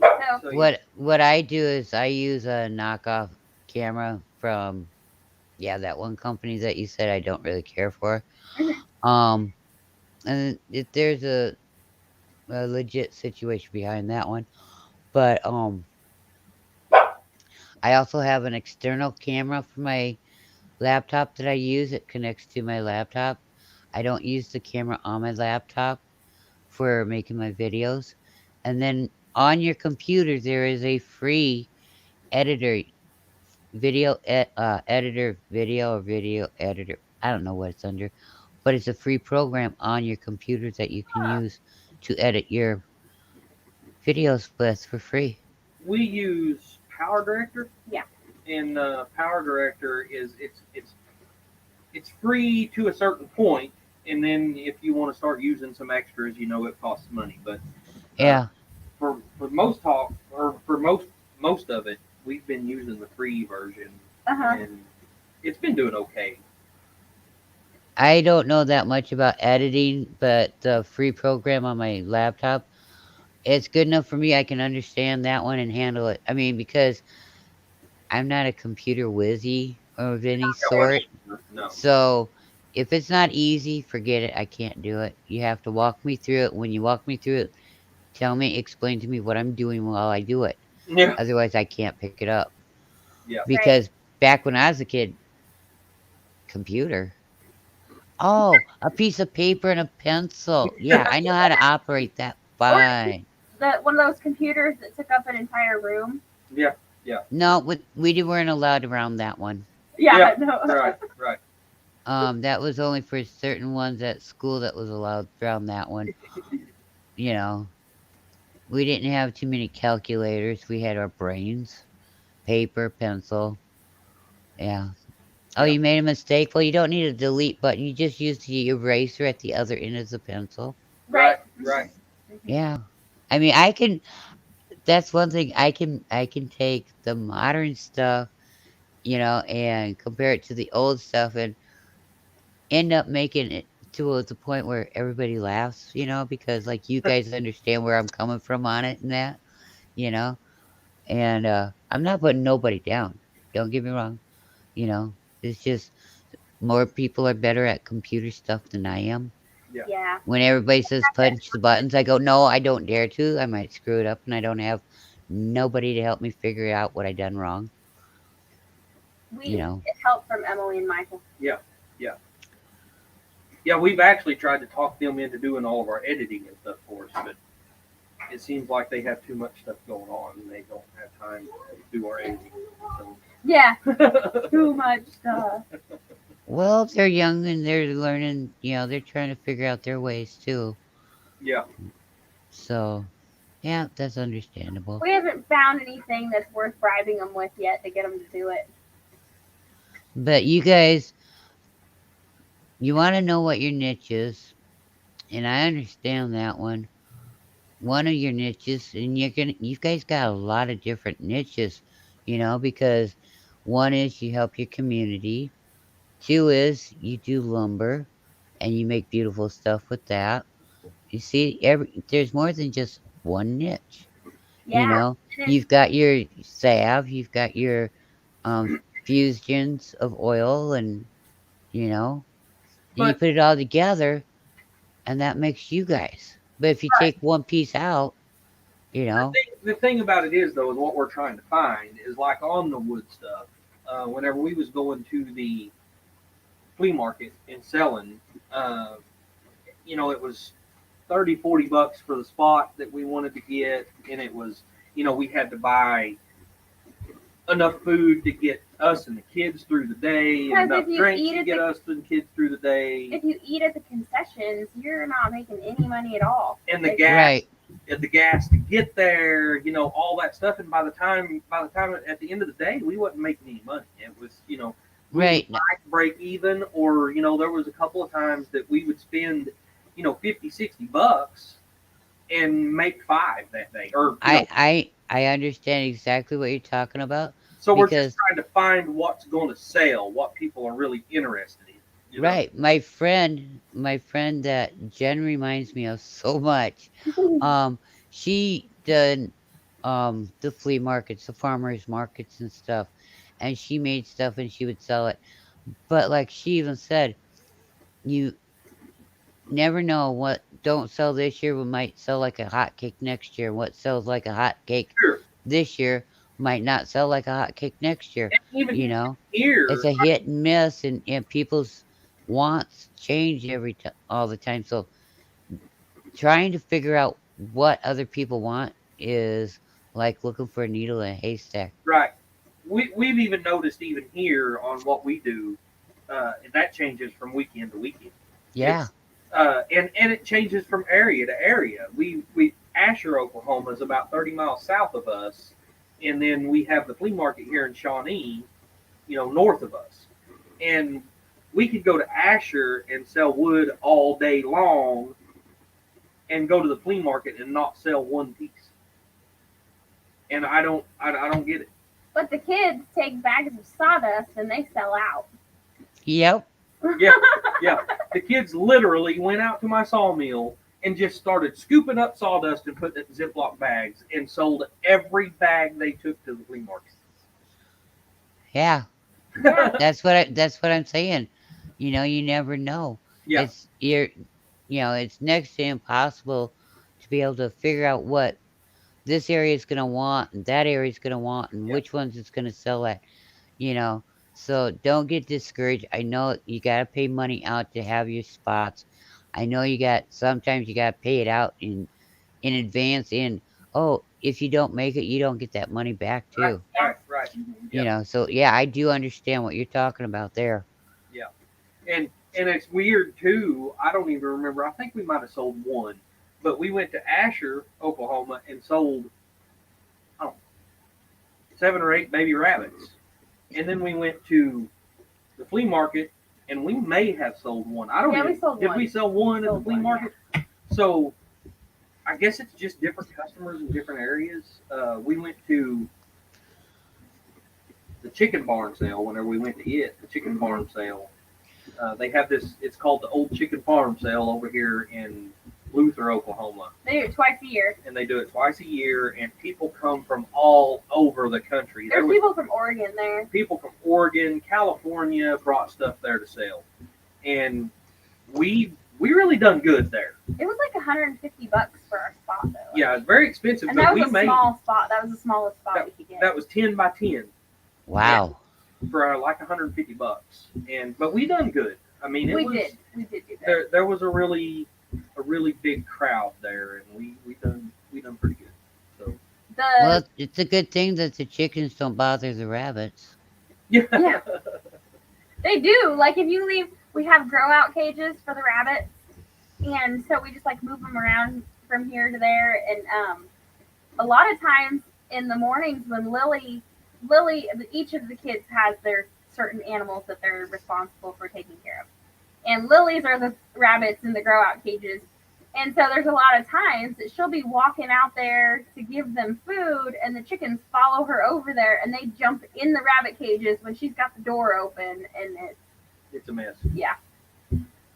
But it is what it is. Yeah. Well, that's part of being a farm kid, dealing with farm animals, and part of life. And hey, Mom, we're gonna have chicken rabbits tonight for supper. Yeah. We had a mean rooster, and Lily named him Rudy because he was rude. I And understand that one. yeah, and we learned that grass-fed chicken doesn't look a whole lot like store-bought chicken. And, No, they don't. and we learned that you have to let it cure or brine or whatever, because we didn't do that, and we cooked him for And it dinner was so like this. tough you couldn't eat him. Yeah. We didn't Um, let that long enough. So yeah. I'll tell you something. When I was a kid, we had a doghouse right outside the back door, or the front door of the house, I should say. And I was told go outside and play. And I ain't kidding you, it was 4 little kids' steps from the back door to the side of the doghouse. Okay, little kid steps, which means one adult step and you were there, right? And we were renting this place, and the landlord had 2 adult sons, and there was this rooster, and it would come out from nowhere. I never had a problem with chickens. I raised chickens when I was younger, you know, and I got up on top of this doghouse, and this rooster was trying to get up and attack me on it, Oh, and I was screaming, for help. And finally, the people in the house, heard me in that, and they came out and they called the landlord. Her and her sons come over, and I'm walking with them, and I'm keeping real close to them. We're looking all over. That rooster wouldn't come out from nothing. Wow. And I told her, I says, she's like, well, honey, I'm sorry, but we can't find him. He won't come out. I says, I know how to get him to come out. And I kept looking at her 2 boys, and I sizing them up to see which one was the biggest one, because that was the one I'm going to lay my bets on being safe. I said, I have to go outside, but I want you to go with me. And you're going to have to put me up on the doghouse and reach down at the same time and get that rooster, but that's how we'll get him. And the landlord, she's like, hey, she's onto something. This kid knows what she's talking about. And the other adults, oh, no, no, no, no. And finally, the landlord said, okay, honey. And I kept looking back going, and you're coming with me, right? Because I was so scared of this rooster by this point in time. And I walked out there, and her son didn't even get out the door. That rooster was there. Up on the doghouse I went, and down he got that rooster. And that's how we got that rooster. Well, 2 nights later, the landlord and her sons came over for chicken dinner, and I was eating everything, but not no chicken. Okay. Well, that And the landlord's like, "Well, honey, don't you want some chicken?" Nope. Why not? Because I don't want his evilness getting into me. And she started laughing. She goes, "That's pretty good. She could have the last laugh on the chicken, but she doesn't want the evil, so she's nope." And it took months before I ate chicken again. well, that's actually, that's a question I've been in. Now we're, everybody's gone, pretty much. We've only got a couple people in here right now, but I'm sorry. It's fine. a question I've been wanting to ask, and I don't know, did you grow up as far as on a farm or? Half my life, yes. Half my life, no. Well, I remember whenever I was a kid, this is something that I have not been able to figure out yet, but I remember as a kid, we used to go to my aunt's place, and she raised chickens, and we would know, she would invite everybody over to come over there to help clean chickens and, you know, Cold. yeah, cull all the chickens. Well, we would do 75, 80 in a day.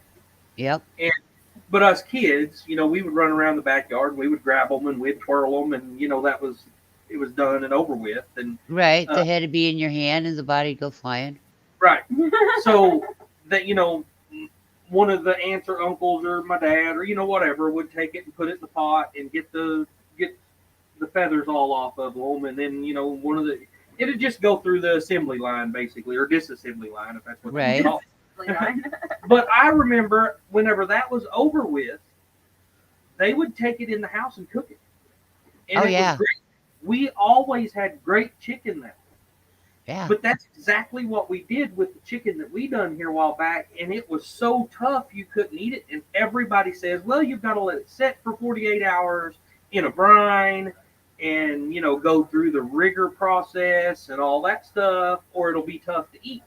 Well, why was we doing it back then and it's not able to be done Because, now? okay, I can explain it to you real easy. The feed. Think about it. The feed. The feed?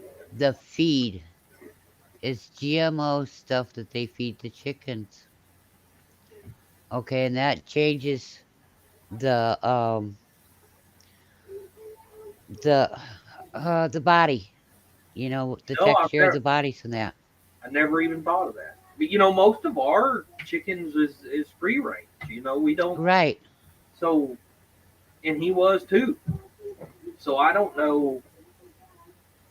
I don't know what that was all about. But yeah, it's kind of it's a weird thing. Because I know like when we done chickens, we were able to eat them that night too.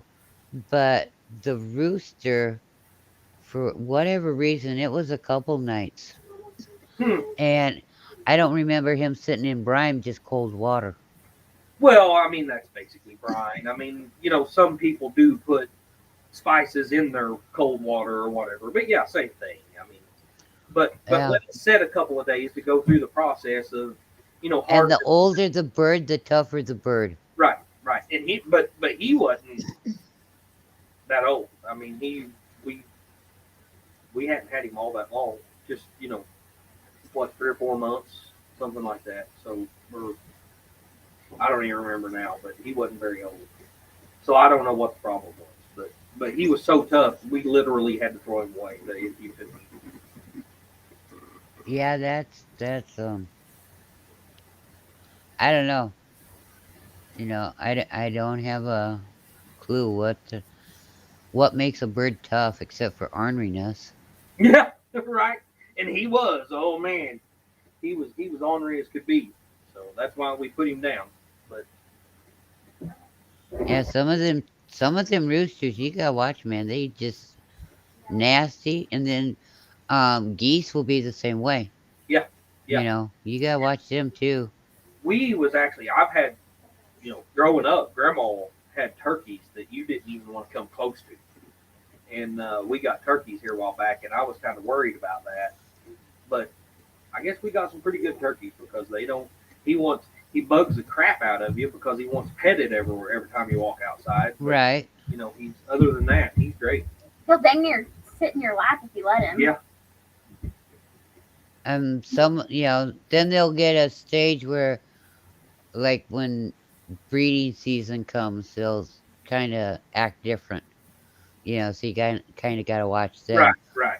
But even like a turkey, the tom turkeys, they can get like a rooster, you know, and you gotta watch those guys. Yeah, yeah. I remember having a bunch of toms that you didn't want to get around at Grandma's house, but like I said, I think we've gotten kind of lucky with Alfred. If not, he's gonna wind up in a bean pot. But Yeah. I can get We need turkeys him to for come. Thanksgiving is because we want more turkeys, yeah, and he's the only Tom we have. I can get toms to fluff out and do their courting dance and all that stuff. oh yeah, He's Yeah, started to really do that much. yeah. I went. My husband and we went to this petting zoo type deal, but it's a conservationist type, where you can see the animals through the fence and that's it. Anyhow, we went over and I called the turkeys, and Tom and his hens were clear over on the other side of the pen. I was like, well, let's walk around. He'll be back over here when we get back here. And my husband kind of looked at him funny, looked at me funny and went, okay, whatever. Well, we got back there and he was there and he had his girlfriends there with him. And I got that turkey to fluff his feathers out and do his court and dance. And then there was this lady with these kids from a home someplace. And this one child, he looked at the lady. He says, "What's that Tom doing? What's that turkey doing?" And the lady's like, "Well, they're very protective of their territory." And I said, "Yeah, that they are, but," I said, "that ain't what his problem is." And she says, "What?" And I'd do it, and he'd fluff his feathers out, and he'd do his little love dance. And I said, "He's courting me. Yeah, He's competition for my husband." yeah. He was flirting with you. Yep, Yeah. And the lady said, "I didn't know that they'd done that." I says, "Well, then you don't know this turkey very good." She goes, "Oh, you know this turkey?" My husband says, "No, she never seen him a day before in her life." But well, yeah. well, JT, it's 7:30. We probably ought to get off here and kind of get some supper eat real quick Yeah, feed the before kids. Scott's live. Yes, you need to. I can hear your bellies. Yeah. Yeah, you can But hear. thanks for having me on. Thanks Yeah. for coming and chatting with us. And I enjoyed chatting with y'all. So Yeah, you have a blessed night, and I'll talk with you guys soon. you Thank too. you. All right. We'll Well, you see guys go over and check out Scott and Yeah, see what he has to do with Walker fam. There's And, only 2 people here, yeah. but y'all go check out Scott at Rambling with the Broom. Yep. I'll drop the link real quick, just so everybody knows. I think Big Matt did it a while ago, but We'll do it again just because it's been a while. Not that anybody's been chatting enough to make the chat jump or anything. yeah, Big Matt. Have a great night. You're going to be over there on Scott's deal too, ain't you? We'll see you over there. So I think we're going to try to get something put in our stomachs before we head that way. But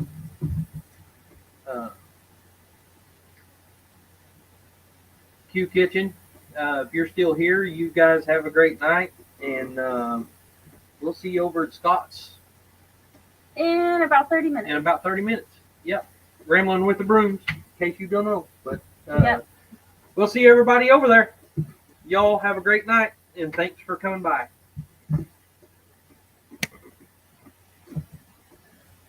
Really?